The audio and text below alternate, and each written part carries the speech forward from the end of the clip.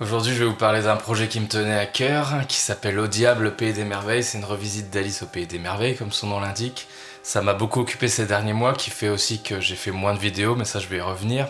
Je reprends le concept narratif de Lewis Carroll, en fait, je respecte ses idées sur les associations d'idées, les jeux de mots qui créent le monde d'Alice, en fait, mais je pars ailleurs. Alors dans cette vidéo, je vais commencer par dire un petit mot pour les abonnés. Ensuite, je vais revenir sur la genèse de ce projet, comment j'ai eu l'idée de le faire, etc. Je vais aussi probablement vous lire un extrait. Mais bon, je vais pas faire ma propre critique, et vous pouvez très bien imaginer pourquoi.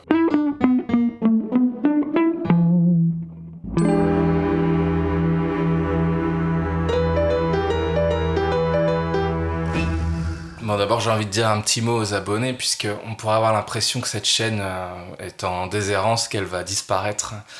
Alors bon, j'ai bien réfléchi, non, elle va pas disparaître, je vais la garder de toute façon. Seulement, je vais plus courir après l'algorithme. Alors vous aviez peut-être pas tellement le sentiment que je le faisais, mais j'ai quand même sorti une série de vidéos sur des livres, parce que je voulais partir un petit peu dans cette direction-là, et limiter les proportions de vidéos, jeux vidéo et musique.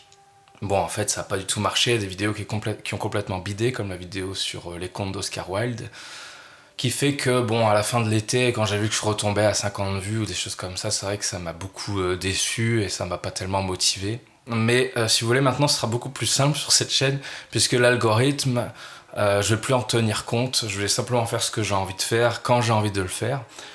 Et comme je vais un peu raccrocher les wagons quand même, puisque je suis quand même avant tout auteur de livres, en fait, hein, même si j'en ai pas parlé jusqu'à présent. C'est quand même ce qui me tient le plus à cœur et c'est là-dedans que j'ai envie de continuer et de créer. En fait, j'ai pas vraiment vocation à être uniquement chroniqueur des œuvres des autres, entre parenthèses, entre guillemets. Et donc voilà, j'ai beaucoup travaillé sur mon projet de conte, j'allais dire mes propres contes, pendant assez longtemps. J'ai des petites illustrations de fêtes et tout ça, et je veux sortir ça à la fin de cette année-ci. Et puis j'ai embrayé en fait sur Alice au pays des merveilles, sur cette revisite. Si jamais vous attendez des vidéos, en fait, je peux vous l'annoncer déjà. Il y a une vidéo que j'ai prévue sur Jurassic Park, dans la rubrique dans le texte, donc comme pour Dexter en fait, ou comme pour Gatsby, qui malheureusement est une vidéo qui a été très peu vue, hein. Donc des vidéos qui parlent des livres à l'origine des films. J'ai une vidéo prévue sur 13, le jeu vidéo, mais alors ça je sais que c'est une arlésienne, mais il faut savoir que j'ai eu une grippe, la pire grippe de ma vie en fait, le mois où j'ai voulu sortir cette vidéo, et c'est un peu ma malédiction cette vidéo. Ça va venir, j'ai travaillé dessus, j'ai travaillé aussi sur Jurassic Park. Mais bon, c'est difficile d'attaquer tout ça de front. Et j'ai aussi une autre vidéo qui doit sortir sur la conjuration des imbéciles. Là aussi, j'ai fait pas mal de préparation. En fait, j'ai préparé plein de choses que j'ai pas terminées. Donc c'est ça la vraie explication de mon absence, c'est que je vais pas dire que je me suis un peu éparpillé, mais j'ai fait beaucoup de choses, un peu dans tous les sens, et j'ai eu un peu les yeux plus gros que le ventre. Bon voilà, maintenant je vais parler vraiment de ma revisite d'Alice au pays des merveilles. Alors bon, je sais que pour beaucoup d'entre vous, ça va pas forcément vous parler tant que ça. Bien sûr, vous croyez savoir ce que c'est, puisque dans la pop culture, on voit Alice partout. Et moi, j'ai eu un peu le même syndrome que vous, entre guillemets, hein. Quand j'étais petit, je regardais la série animée Batman, dans laquelle il y a le chapelier qui veut draguer sa collègue Alice. En fait, il veut pas tellement la draguer, il la manipule avec ses cartes magnétiques. Là, il a inventé un procédé pour hypnotiser les gens. Il y avait le jeu vidéo avec Mickey, là, sur laquelle on voit une chenille au début. C'est juste un petit clin d'œil, mais... Et puis il y a plein de choses. Moi, je suis fan des... Enfin, je suis fan. Je me revendique pas fan, mais je sais que c'est une manière de se faire comprendre. Mais voilà, je connais toute l'œuvre des Beatles. J'ai lu l'anthologie et tout. Il y a cette chanson I Am the Walrus qui fait référence au morse du deuxième conte d'Alice au pays des merveilles, avec le morse et le charpentier qui récite un poème. Il y a plein de choses. Si vous réfléchissez, de toute façon, vous penserez probablement, vous, à Disney, au dessin animé, et vous penserez probablement au film de Tim Burton.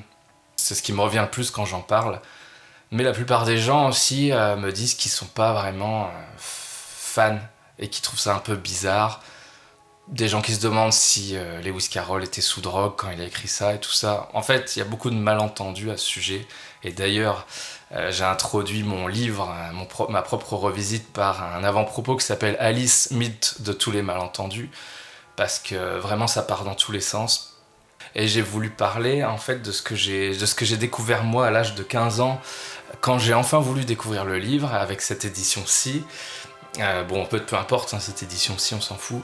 Même s'il y a une belle préface de Jean Gattegno dedans, qui apprend pas mal de choses. Et là, j'ai eu un double sentiment. D'un côté, j'ai vraiment été fasciné par sa trouvaille littéraire, en fait, puisqu'il a eu cette idée que je trouve vraiment géniale de mettre le langage au centre du récit. Il raconte un rêve, mais vous savez comment sont les rêves. Dans un rêve, on rentre par une porte, on croit rentrer dans une maison, et on arrive, je sais pas moi, en haut d'une cascade, enfin, je dis n'importe quoi, mais il a joué avec les codes du rêve et du langage, et les deux vont un peu ensemble, parce que dans les rêves, vous savez aussi que, par exemple, vous pouvez voir une personne et savoir pertinemment que c'est Bertrand, et en fait, il ressemble pas du tout à Bertrand, et donc, ce qui est rigolo chez lui, c'est qu'il joue avec le langage pour, à travers le langage, déployer tout un monde. Et en même temps, il y a ce nonsense, de nonsense, comme dit François Damiens, qui intervient en tant que note humoristique, en fait, parce qu'il faut ici rappeler que Lewis Carroll, dont le nom civil était Charles Dodson, c'était un prof de maths et de logique, et il connaissait très bien tout ça, en fait. Et il connaissait très bien aussi une autre chose que je ne vais pas trop détailler ici, mais dont je parle aussi dans mon avant-propos, qui est, la querelle des nominalistes, et je crois que ça s'appelle des réalistes, hein, il me semble. Donc si vous voulez, ce sont deux écoles qui sont apparues au fur et à mesure des siècles vis-à-vis du langage. Et il me semble que c'est au XVe siècle que l'un des plus grandes figures anglaises du nominalisme, Guillaume d'Occam, est apparu, s'est fait connaître. Il travaillait aussi à l'université d'Oxford. Et donc les nominalistes, eux, ils posent que le langage, c'est un jeu de convention qui ne se rapporte à rien dans le monde réel.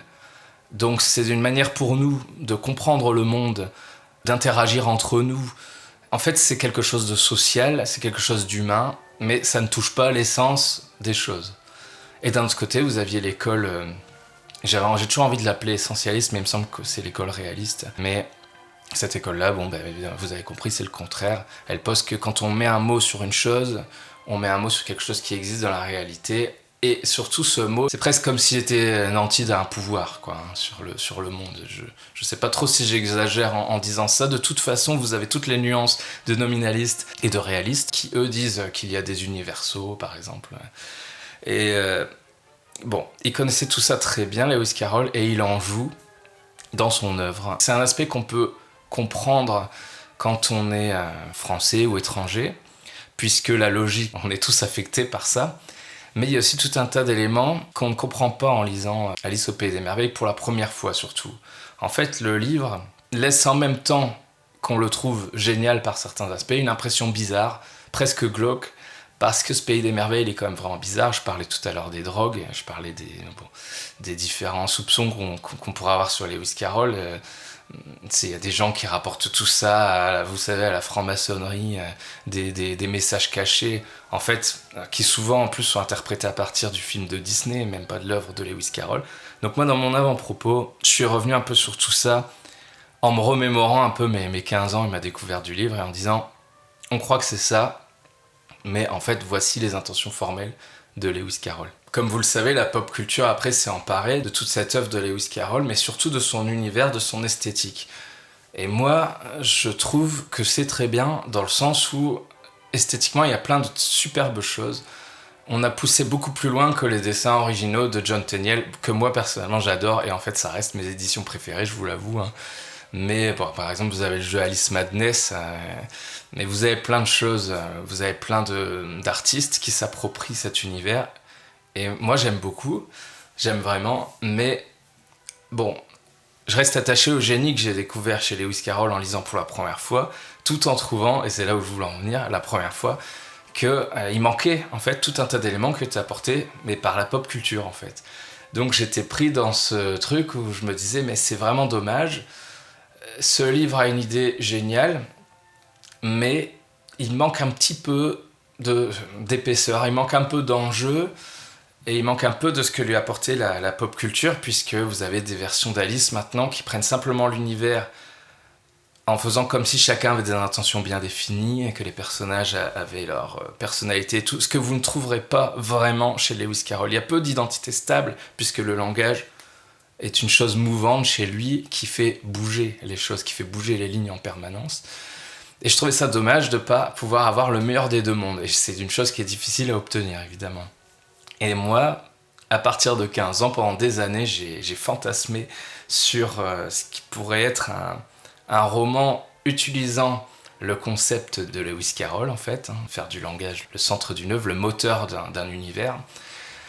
Mais je pourrais en faire autre chose, pour aller ailleurs. Pendant quelques années, j'ai lancé des petits trucs, des petits embryons de projets, une petite nouvelle, mais j'ai jamais été au bout de cette idée-là. Et ce qui s'est passé, c'est que j'ai écrit ce premier roman dont je vais pas dire le nom, et je demande aux personnes qui connaissent son nom, le titre, de ne pas le lâcher en commentaire. Ça n'a pas plu aux éditeurs, voilà, comme la plupart des projets en fait, il faut pas trop pleurer non plus là-dessus, mais je sais qu'en ce qui me concerne, c'est parce qu'il n'y avait pas de collection et qu'il n'y a pas de rayonnage en librairie pour ce genre de projet, donc ça n'a pas fonctionné. Et moi là-dessus, je me suis dit quoi? Mais je me suis dit, la bonne idée, ça pourrait être de faire ce que j'ai toujours eu envie de faire, c'est-à-dire ce projet un peu flou d'un roman qui serait inspiré des principes de Lewis Carroll, un peu onirique, mais en y incorporant ma touche. Et par ailleurs, tout simplement de complaire un peu aux desiderata des éditeurs qui veulent des produits, en fait, qui veulent quelque chose d'identifiable dans une collection et qu'on puisse mettre en rayonnage. Bon, vous avez compris, ça n'a pas du tout marché. Je pense qu'Alice, finalement, n'est pas si identifiable que ça. Si, elle est très identifiable, mais je veux dire, elle n'est pas identifiable à un genre si précis que ça, surtout si on utilise les principes de Lewis Carroll et qu'on n'est pas dans la pure fantasy. Mais à l'époque, il y a quand même eu une mode, avec cette série-là notamment, des revisites. Notamment, là, ici, c'est pour Disney, mais de quelques grands contes très connus. Et c'était un petit peu à la mode. Il y avait même une petite maison d'édition en France qui faisait ça.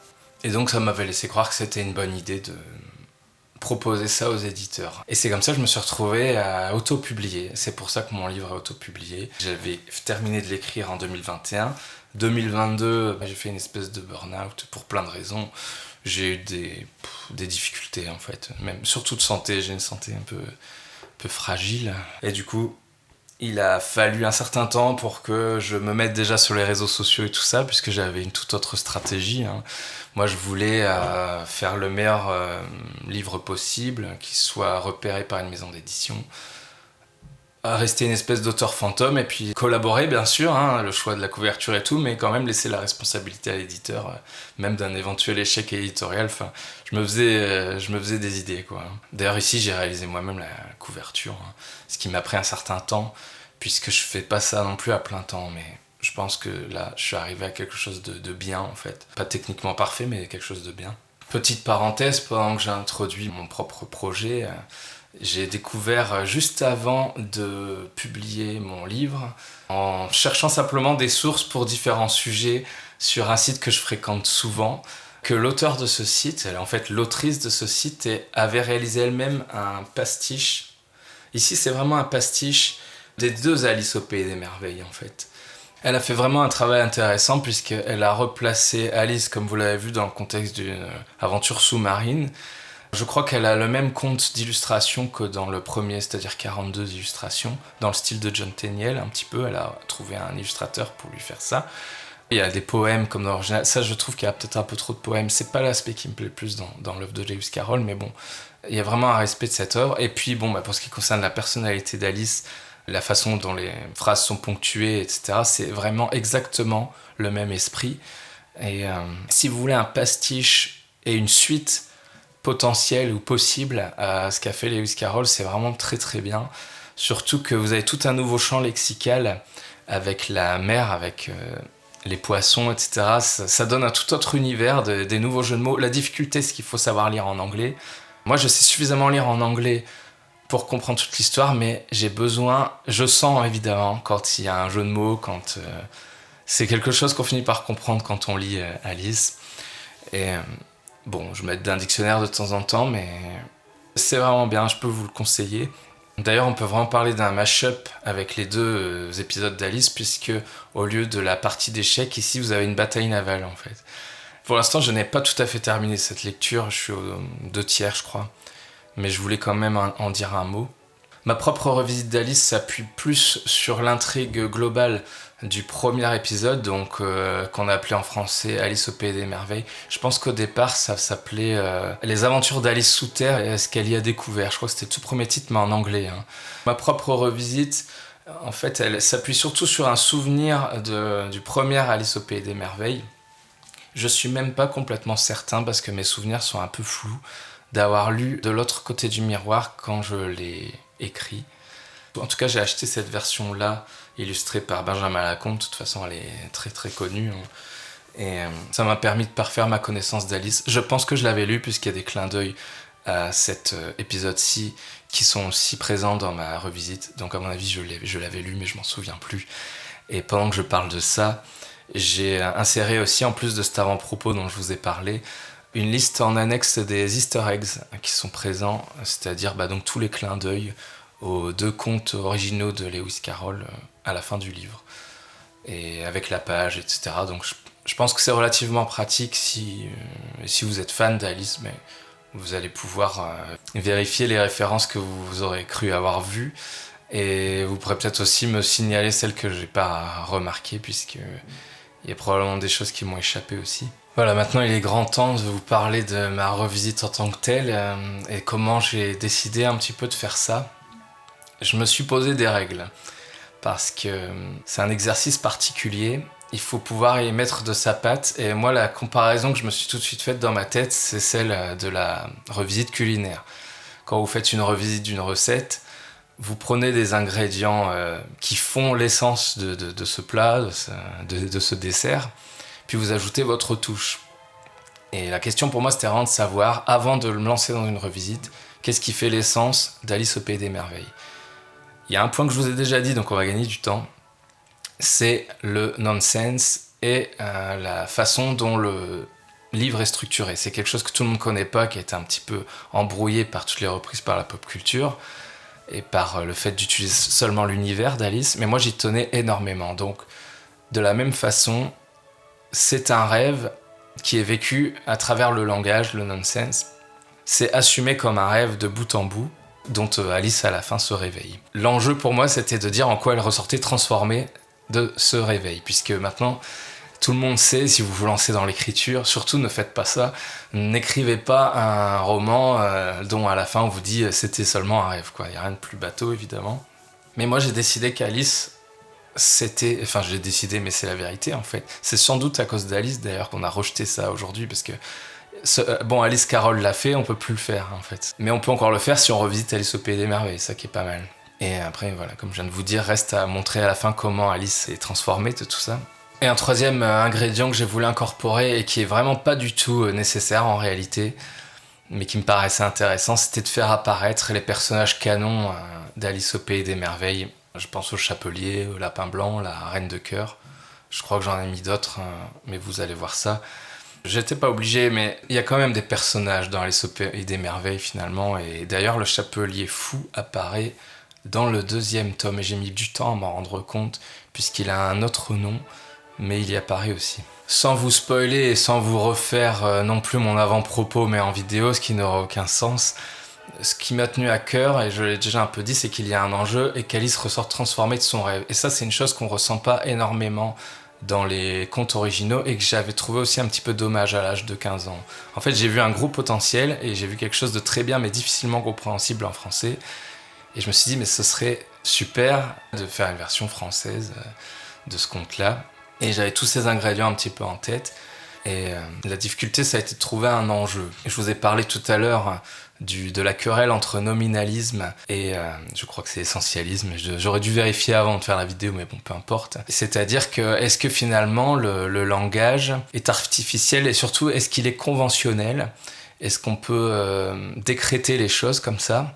Et il faut savoir que Lewis Carroll, dans l'un de ses livres, avait dit si un auteur décrétait que le mot blanc signifie noir dans son livre, je me formaliserai pas et je lirai le texte à partir de cette règle-là. Donc c'était quand même un nominaliste convaincu, Lewis Carroll à certains égards. Mais moi je me suis toujours posé la question de me dire, mais finalement est-ce que Lewis Carroll il voulait faire avec Alice au Pays des Merveilles simplement quelque chose d'absurde pour les enfants, pour les faire rire? Et est-ce qu'il a voulu aussi montrer que ce nominalisme réellement existant n'était pas un peu dangereux et tout ça? Et je pense pas qu'il y ait un fond politique à son œuvre comme on a pu l'interpréter par la suite, mais son œuvre a été beaucoup interprétée. Et une revisite étant une interprétation, moi j'ai décidé de dire que ce qui était intéressant comme enjeu, c'était de faire en sorte qu'Alice combatte ce nominalisme, ce langage conventionnel qui plaque sur du réel des choses qui n'existent absolument pas, qui lui font faire des choses en faisant des pirouettes langagières. Et tout ça peut être rigolo en tant que jeu de mots et tout ça, mais qui peut être aussi une manipulation grossière et quelque chose de catastrophique si on l'applique aux relations humaines, à la société, à la politique. Et là, je vous parle pas de l'époque qu'on traverse en ce moment, parce que de toute façon, moi, j'ai voulu évidemment faire écho à notre époque avec ce livre, mais à travers spécialement le regard d'un enfant, parce que ce qui me tient à cœur, c'est qu'un petit peu comme dans l'attrape-cœur d'ailleurs, ce qui est intéressant chez les enfants, c'est qu'ils ne se posent pas la question de savoir de quel parti politique vous êtes, etc. Tout ce qui leur tient à cœur, c'est de sentir qu'il y a un franc-parler, il y a une vérité, il y a une justice dans l'autorité qui leur est donnée. L'autorité, c'est très cadrant, mais si c'est juste et si ça épanouit.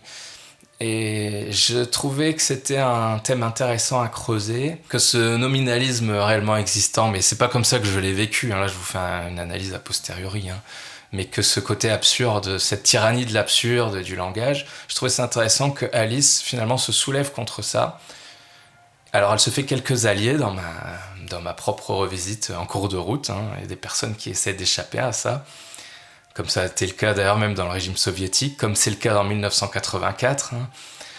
Elle se fait quelques alliés, mais globalement, bon voilà, elle est plus déterminée que les autres, c'est un peu une petite, j'allais dire une petite Antigone en herbe, on peut dire une femme forte aussi, mais vous voyez, de la même façon, j'ai voulu qu'aucun cliché, qu'aucune étiquette ne puisse la rattraper, lui être accolée.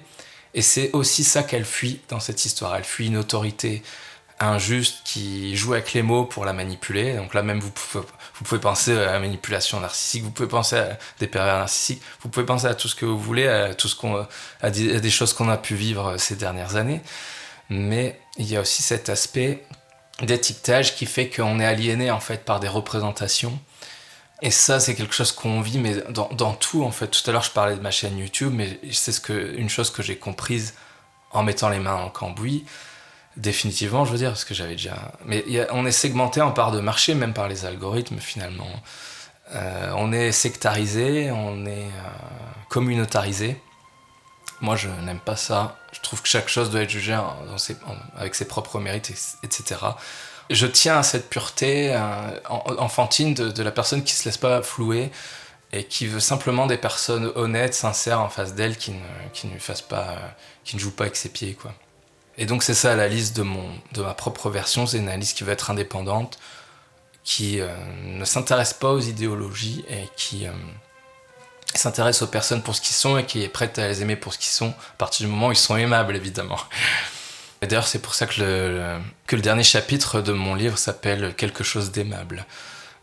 Mais ça, je vous laisse découvrir pourquoi. C'est difficile de dépasser un certain niveau d'abstraction pour vous parler de ce qu'il y a vraiment dans le livre, parce que si vous avez lu Alice au Pays des Merveilles, vous savez que c'est une histoire c'est comme un petit canevas sémantique qui petit à petit avance. Et bon, moi j'ai joué avec ça pour faire avancer ça dans le sens d'une prise de conscience chez Alice et tout ça, mais c'est difficile de vous raconter vraiment, si ce n'est vous dire qu'elle se retrouve cette fois-ci dans le Pays des Merveilles en s'endormant dans son armoire, puisqu'elle se cache de ses invités le jour de son anniversaire pour faire une farce, et elle se retrouve projetée dans ce monde-là. Bon, après voilà, elle trouve son chemin, elle rencontre des personnages qui lui paraissent de plus en plus vicieux, et qui le sont en fait. Chez Lewis Carroll, on peut toujours avoir un doute. Ici, au bout d'un moment, il n'y a plus vraiment de doute, et ça se mue petit à petit en rêve lucide, où Alice, elle devient lucide non seulement sur la malice du pays des merveilles qu'elle visite, mais en même temps, elle devient lucide pour elle-même sur ce qu'elle attend de la vie, et elle devient aussi lucide tout simplement du fait qu'elle rêve. Hein. Mais ça, c'est bien sûr à la toute fin. Comme je vous ai dit, je ne vais pas vous faire une critique de mon propre livre, et la vidéo est déjà bien assez longue, mais je pense que je vais vous lire simplement un petit extrait où une vieille dame qui prétendument l'accueille, l'aide à se réfugier chez elle, mais qui en fait veut l'étiqueter, veut la mettre dans une case et veut la... Vous voyez, on ne sait jamais trop quand on est enfant si les personnes nous maternent ou si elles abusent un peu de nous. Et c'est cette situation-là qu'elle rencontre avec cette tantine, comme elle se fait appeler. Et c'est la première personne qui lui parle des cheptels, qui est l'un des grands buts dans ce pays des merveilles, c'est de cheptéliser la société pour que tout le monde soit catalogué et que plus personne ne puisse échapper à un contrôle en fait social. Même si, bien sûr, c'est pas possible de creuser ça à 100% comme dans une dystopie réelle, ça reste le pays des merveilles et j'ai respecté le rôle flottant du langage. Mais c'est vers ça qu'on va, voilà. Je vous ai donné tous les enjeux, je vous ai donné un peu l'arrière-plan, entre guillemets, philosophique. Mais je pense que c'est un livre assez marrant aussi. Et donc je vais vous lire ce petit extrait où elle rencontre la tantine et je vais vous laisser là-dessus. Enfin, c'est pas l'extrait où elle rencontre la tantine, mais c'est un extrait amusant avec la tantine.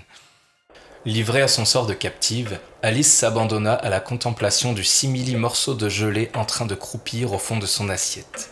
Il lui sembla qu'une seule bouchée de cette nourriture empoisonnée, pétrie par une main de vieux pour une bouche de vieux, eût suffi à la changer en vieille dame. Hansel et Gretel ne savaient pas leur chance, se dit-elle. Eux, au moins, ils étaient deux. En mal de distraction, elle commença à jouer avec sa fourchette et son couteau, se faisant lentement à l'éventualité de goûter, tôt ou tard, cette pitance insipide. « Vous devriez vous rencontrer, mon cousin et toi, dit soudain la vieille dame tout en tricotant avec ses aiguilles. Il a ton âge, et il est parfaitement idiot. » Alice se demanda comment le cousin d'une octogénaire pouvait n'avoir que 10 ans. Plus encore, elle se demanda ce qui pouvait laisser entendre qu'elle eût eu un quelconque intérêt à rencontrer un enfant qui fût parfaitement idiot. « Voulez-vous insinuer que je ne pourrais m'entendre qu'avec des gens idiots ?» dit-elle en posant ses couverts. « Qui a parlé de s'entendre ? J'ai simplement dit que vous devriez vous rencontrer, lui et toi. Ainsi, vous seriez triés, entre gens d'âge égal. Comme dans un cheptel, tiens. Je suis sûr que vous formeriez un charmant petit cheptel, tous les deux. » « Je n'en verrai vraiment pas l'intérêt, bondit Alice. Cela vous étonnera peut-être, mais j'ai toujours préféré rencontrer des gens qui ne me ressemblent pas plutôt que de perdre mon temps avec des gens parfaitement idiots, mais qui auraient mon âge. C'est parce que tu ne sais rien, Miss Je sais tout. À ton âge, tout le monde se croit original. Un beau jour, on découvre le plaisir de faire partie d'un cheptel, de mener une vie bien ordonnée avec un certain type de personnes, en obéissant à des règles simples. Dès lors, on ne veut plus en sortir. Mais c'est un nectar terre à terre qui nécessite de s'être un peu encrouté. Les nectars d'Alice, vous vous en doutez, étaient quant à eux très loin d'être terre à terre. Vous savez ce qu'il me plairait à moi ? Ce serait de pouvoir concocter un gâteau à mon image, un gâteau unique. Quand je le ferais goûter à quelqu'un, cette personne pourrait immédiatement se faire une idée exacte de ma personnalité. Vous imaginez-vous le temps gagné, les malentendus évités ? Ouais, ricana la vieille dame. Plus aucun malentendu, seulement des mal goûtés. Cette marque de cynisme désespéré, même déguisée en épigramme, ne fut pas du tout du goût d'Alice. « Les choses ne se passent jamais comme prévu, poursuivit la vieillarde. On commence par croire qu'on est un joli bébé tout rose, puis on se rend compte qu'on doit manger des animaux morts et des plantes mortes pour ne pas crever. Finalement, on devient quand même une vieille limace racornie et pour quelle récompense ? Se retrouver bouffé par des asticots. Tu parles d'un destin. » Bon voilà, c'est un passage un peu glauque, très différent des Alice au pays des merveilles originaux, mais c'est pour ça que je vous le lis, parce qu'il y a quelques scènes qui reprennent la mise en scène originale. Bon, par exemple, il y a Monsieur Chenille qui fume son narguilé sur son champignon. Le chapitre Le thé des encartés, où on retrouve le chapelier, le Loir. Peut-être qu'il y en a encore une troisième, un petit peu, qui s'apparente un peu, mais à part quelques scènes clin d'œil, où vraiment on sent la volonté que j'ai eue de raconter mon Alice au pays des merveilles et mon fantasme d'Alice au pays des merveilles tel que j'aurais pu l'imaginer plus jeune ou l'espérer. Sinon, il y a des moments où j'utilise le nonsense dans le même esprit, un peu dans le même univers. Il y a des moments où on sent plus un côté satire sociale, image que les enfants se font de la société adulte, et puis tout simplement aussi dans ma propre vie, les différentes choses qui ont pu me faire penser à des choses qui faisaient écho au pays des merveilles, à Alice au pays des merveilles, que j'ai voulu réutiliser, puisque c'est quand même mon livre.